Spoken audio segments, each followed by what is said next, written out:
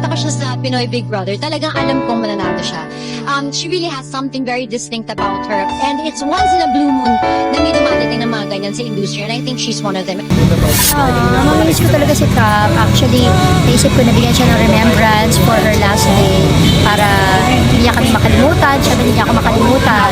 And napakahusay kasi na bata to. Alam ko, malayo mararating ni Caprice. Ang galing niyo umarte. Endorsement. Pareho kayo.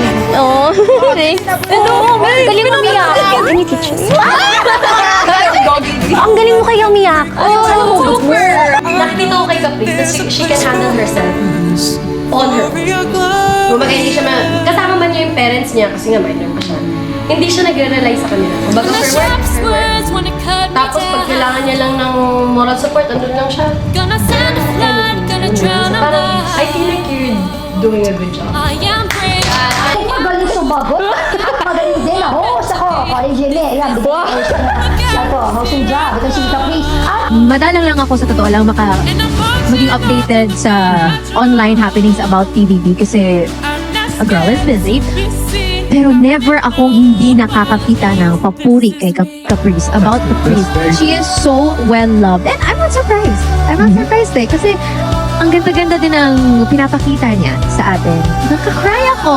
Nagka-cry ang gay talaga. Like, sobrang natatouch ako. I feel like I'm excited kasi nakikita ko magiging maganda ang future nila. Yes, Madam Own. Okay ka ba?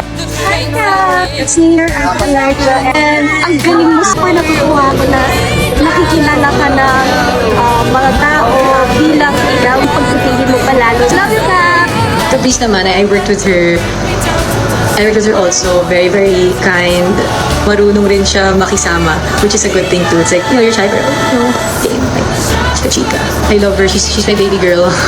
So cute. Si Caprice, busy na yan kasi hindi mo na yan. Best actress, FF. Mayroon yan, teleserye, movie.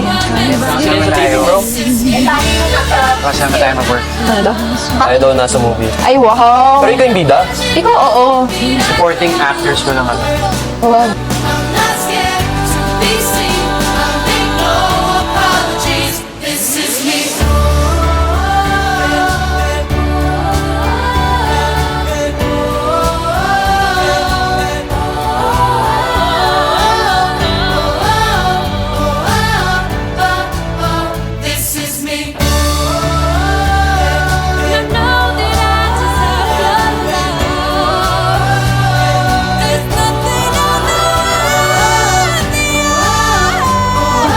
Even take care of the only thing in this house.